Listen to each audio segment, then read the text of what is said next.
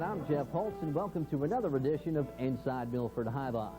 Action, excitement, and giveaways mark the closing weeks here at the Fronton. This Friday night, October 26th, is Connecticut Refining Night. A trip for two will be given away to enchanting Hawaii. This includes airfare, accommodations, and sightseeing. All you have to do is enter when you arrive Friday evening. But that's not all. Every Friday night in November, Milford Jai Alai will be giving away $10,000 in cash prizes.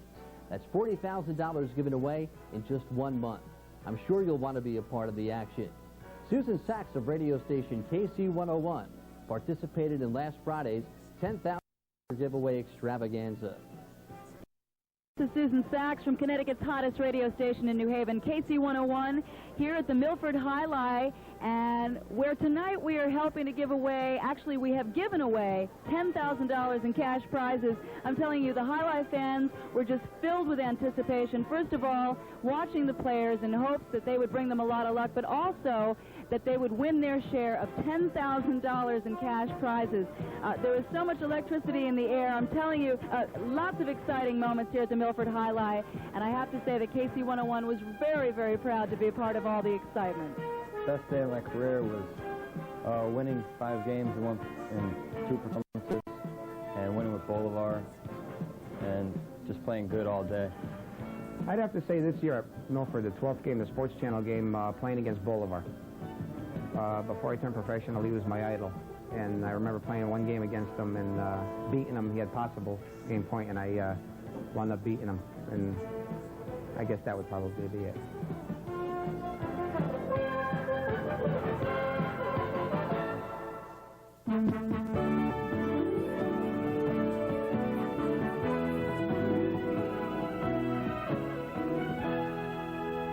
We're back with another edition of Talkin' Jai Alai, and I'm here with Bob Husler of Milford Jai Alai. Bob, it's been about 2 weeks that Inclan has been out of action. What is his status, and what is also the status of the Winds race? Actually, Jeff, Inclan was missing in action for a while, at least as far as I knew. I went down to the locker room, asked around, talked to the trainer, said, "Where's Inclan?" And he didn't know. As it turned out, the players' manager knew where he was, and Gerby told me that he went to Mexico. As it turned out, that's where he disappeared to. And the reason he went to Mexico is because his uncle, and his father, too, as a matter of fact, is a doctor. And he decided to go down to Mexico where he felt comfortable getting some medical consultation. And as it turns out, his injury was diagnosed by his uncle as a pulled muscle around the rib cage area.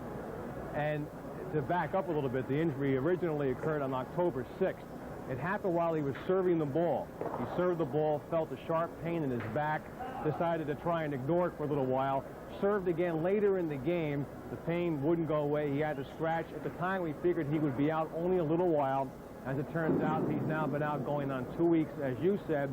Talked to him a couple of days ago when he did get back to the United States, and he's going to be out probably another week. So that would mean October 26th is his projected return date. The Winds race right now, Bolivar leads with 127 as he continues to extend the lead a little bit. Andanegi 124, Inclan 120. Let's talk about the Super Series, the in-house tournament featuring the Fronton's top teams. We're 11 rounds into this thing. How is it shaping up? Well, a couple of, maybe we'll call them surprise teams, are in the lead right now. Bucci and Roland lead the tournament, and right now they have a total of 41 tournament points, and they are followed by Zubi Karai and Elorza. They have 37 points. Again, you have Bolivar and Don in the tournament, and just because of Bolivar's presence, he had to be considered one of the pre-tournament favorites.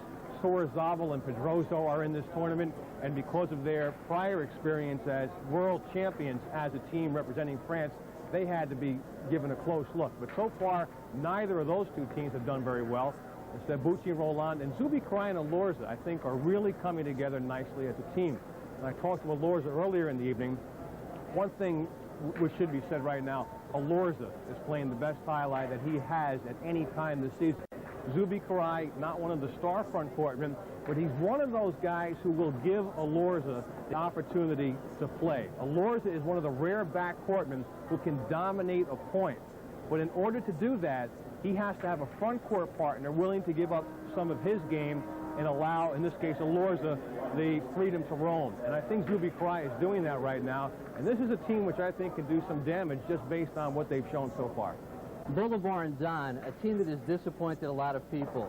They haven't done much in the tournament. Last Saturday night they were in the 1, got up 3 times. Do anything. Tomorrow night they're in the 1 again. What seems to be the problem there? You know, I think you have to, I hate to put it all on one player, but it's very obvious. Right now, all of the opponents are working on Don. Don is very young, just 20 years old, very inexperienced when it comes to tournament highlight. In fact, completely inexperienced. He's never played this nature before. So obviously, if I'm playing against that team, I work on Don. I just keep Bolivar out of the flow of the point, and that's what they're doing so far. And so far, Don has had trouble adjusting to that. We'll be back next week with another edition of Talkin' High Life. We're tied with 17 victories. The most frequently hit quinella was the 2-6 and the 2-7. The most often hit exacta was the 6-2 and the 7-2. For the season, there are 3 trifecta combinations. Here are this week's biggest payoffs. Mark and Elorza in post 7 accounted for the largest win price of the season, paying $102.60. The largest trifecta of 6, 8, and 4 returned $6,910.95. To fully appreciate the game of Highlight is to understand its people and their origins. It is a game that is deeply rooted in the culture of the hard-working Basque people of France and Spain. The Basque people, I think they are much different from the Spanish or from the French people. We have our own culture. We speak another language. It's completely different from French or from Spanish or from English. And nobody knows the origin of the language.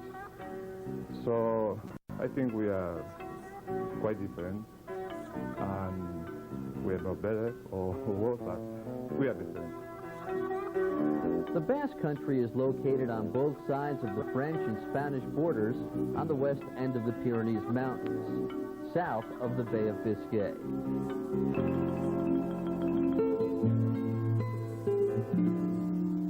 This mountainous region is filled with greening trees, and the people who reside in the interior of the Basque Country make their living raising livestock, sheep herding, and farming.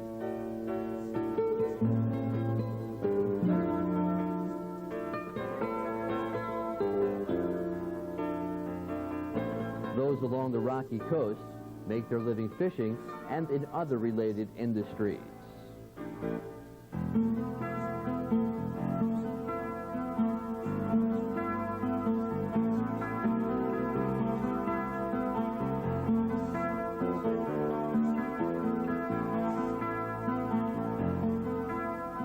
The Basques have played a major part in the history of the world. They formed the largest ethnic group on Columbus's discovery voyage and played an important role in the following 4 centuries of Spanish colonization. In the 16th century, over 80% of the world's shipping was by Basque vessels and crews. The Basques are fierce people who have endured. The precarious possession of the Basque region has made it vulnerable to invasion and occupation over the centuries. The Basques have withstood the Iberians, Romans, Franks, Moors, Normans, and Goths who attempted to conquer the region.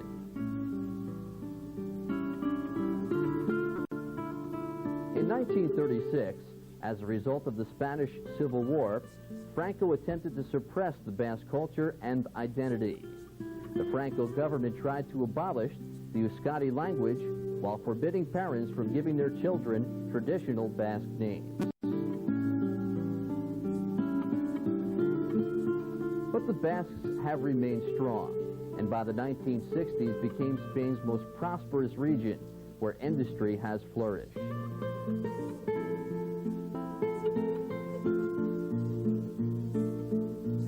Most highlight players come from small villages and from poor industrious families. The provinces of Vizcaya and Gipuzkoa have traditionally produced the most highlight players. Most towns have courts, and the children learn to play the game at an early age.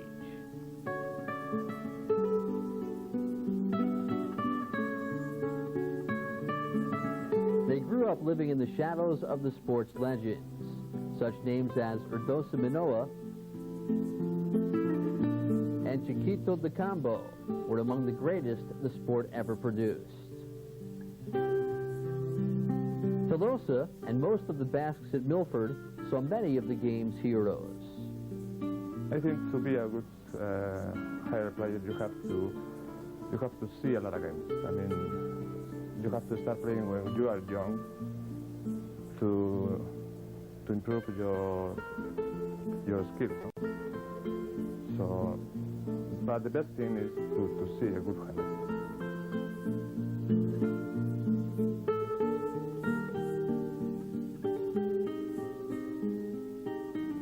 I can see the best players when I was young. Chucho Lagañaga, Churuca, everybody was there. Chino Bengoa, everybody was there. So I have seen the best players in the world. Highlight players often set goals for themselves. Records they would like to break, awards they would like to win. Jamie George, or as he is better known at the Milford Fronton, Pedrario, hoped to win Player of the Month before the season was over. The 22-year-old front courtman achieved his goal in September. In August, I had 1 week where I was out. I was sick, and when I came back, I felt really good. And Asperi, our Cesta repairman, had a brand new basket for me that he made, and that's how it all got started. Me winning. I started playing good with this Cesta, even brand new. It's hard to play with a new Cesta, but this Cesta was just, I mean, I think that's what made me win Player of the Month. I played with it the first week. I got 8 wins. And that was the last week of August. The first week of September, I was still playing good. The Cesta, everything was going my way. The Cesta was holding up. The ball was bouncing my way. The balls that I like were available in the games that I was playing. And just all the momentum just kept going for me. Well, for me, I prepare myself for the season. I set my own goals. I wanted to be in the wins race this season. Last year, I came up short by a couple wins for 3rd place. And last season at Bridgeport, I was in 1st for overall wins, but I lost it to a player. I came in 2nd. So that was like a big thing for me. So I came into here thinking I was going to play a little bit later games, the middle games. It's a little harder. I had to mentally prepare myself for not as many wins. But my win percentage is up there, and I'm happy with that. And I'm just, you know, you got to roll with the punches. It's just like, at the beginning of the season, you got to say, all right, I want 130 wins, and that's my goal. And Player of the Month here or whatever, you know, you set goals for yourself, and each player has his goals that he wants to achieve. Of course, everybody wants to be a wins champion, but not everyone could be a wins champion.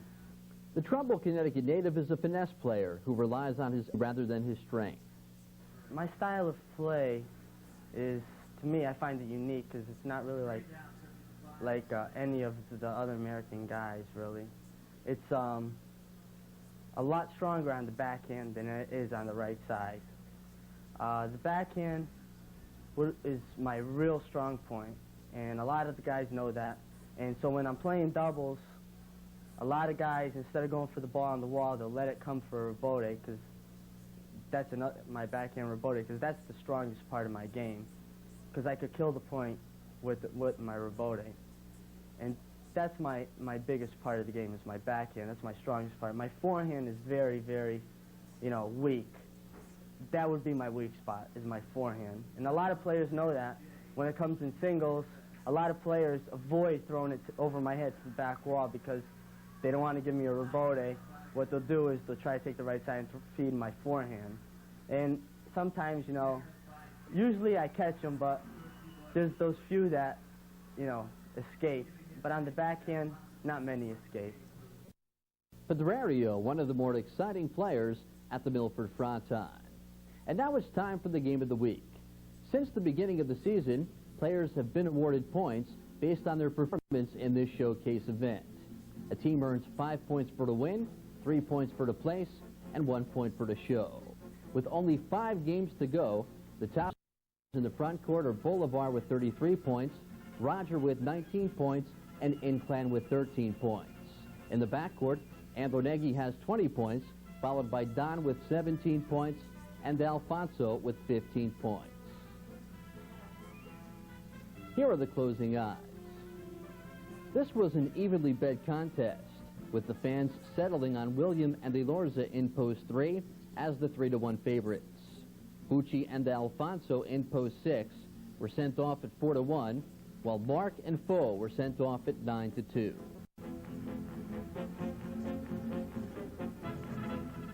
There is spectacular 7 scoring in the game of the week. In the round-robin format, the points are worth 1. When everyone has had a turn, the points double. The team to score 7 points first wins. The game starts off with David and Don in post 1 taking on Mike and Macalito in post 2. Mike goes to the outside with Smoke. Score the first point for post 2. Next, the 2 plays post 3. William and dangerous late-game backcourtman Elorza II. William takes the serve on his left side, goes deep. Macalito goes high to make this nice catch, but fires out of bounds. Score the point for the 3. The 3 then takes on the 4, Greg and Andronegui. Here, Andronegui runs this ball down on his left side. Fires into the backcourt. William picks it off on his left side. Sends this one to Andronegui on his forehand. He fires a long carom. Score the point for the 4. The 4 then plays post 5, Roger and Tomas. Here, Tomas takes the serve on his forehand. He fires, and Greg is right there for the catch on his left side. He goes to the inside. Roger can't pull this one in. Score another point for the 4. The 4 then plays post 6, Bucci and Alfonso. But Greg overserves. Score 1 for the 6. Next up, playing post 6, the brown shirts, Pedrario and Richard. It is often said that to win in highlight, you have to work your opponent out of position and pick the right time to throw the kill shot. This point is a perfect example of that. Here's Alfonso catching in the backcourt on his forehand. He sends one deep. Richard is there on his left side. He peppers it off the front wall. Bucci is there for the catch on his left side. Great communication here. Richard lets the rebote go to Pedrario. He lobs one into the backcourt. Alfonso is there on his backhand. Sends one off the front wall. Again, Richard lets it go. Pedrario rebote. It'll be Alfonso again in the backcourt going high to make this catch. Fires off the front wall. Pedrario is there. Throws on the reverse. Here's Alfonso again, this time on the forehand. Fires right along the wall. Pedrario is there. Throws the inside placement. Alfonso runs it down. Goes to the inside. Score another point for the 6. We complete the first round with State Mark and Fo playing the 6. Here's a fine rebote save by Alfonso. Gives it to Mark on the forehand. Goes to the inside. Bucci is there for the catch. Here's Fo making a catch on his forehand. Fires one. Bucci is there. Can't make the quick pickup. Score the point for the 8. The second round begins with David and Don in post 1, taking on Mark and Fo in the 8. Here Mark goes to the inside with the forehand. Don is there for the catch, but it was taken on 2 bounces. Score the points for the 8. The 8 with 3 points, looking for the run out here. They play the 2, Mike and Macalino. A fine save by Mark. Here's Mike on the forehand, sending one deep. It's a chick-jack. Score the points for the 2. The 2 then plays post 3, William and Elorza. Here's Elorza running down the serve on his left side. Fires off the front wall. Macalino is there. Makes the catch on his left side. Fires one deep. Elorza backs up for the rebote and takes it. This is run down by Mike in the front court. Goes high to make that catch. Here's William on his left side. Fires one deep into the backcourt. Macalino is there low to make the catch. Returns one to Elorza, this time on the forehand. Fires into the backcourt. Macalino can't make this catch. Score the points for the 3. The 3 now with 3 points. Looking to get on a roll. Here they take on Roger and Tomas in post 5. Here's Roger picking off the serve on his left side. He goes into the backcourt. Elorza is there for the rebote. Here's Tomas in the backcourt. He throws on the forehand. William is there for the catch. Throws the reverse into the backcourt. Tomas is there to pull it in right along the wall. Here's Elorza in close with this catch. Fires on the forehand. Roger can't make the pickup. Scored a couple more for the 3. The Points count 2, and the 3 has 5. Possible game point for William and Elorza. Trying to stop them, the 4, Greg and Andonegui. Andonegui fires the carom. William is there, fires past Andonegui. William and Elorza, the winners of the game of the week from the 3. Yeah, I think the post position is good, you know. Number 3 is always good. And we play a good game and happen to win. Andonegui threw a carom. He beat me on it the first time up, so he told me to stay outside. And so I covered the outside, and he happened to throw a back carom. I was right there. I just hammered it to the inside hard, and it scored. Hey, you got in on a coin flip with Bolivar. You were tied? Yeah, I had the same win record, place record, and show record. So it could have been Bowley in Elorza, and a flip of the coin, and I won it. So I was in instead, which is usually, if it was Bowley in Elorza, it would be a better bet. But we just happened to come away with the win.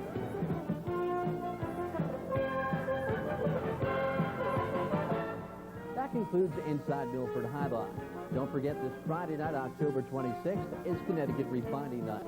One fortunate fan will win a trip for 2 to Hawaii. This includes air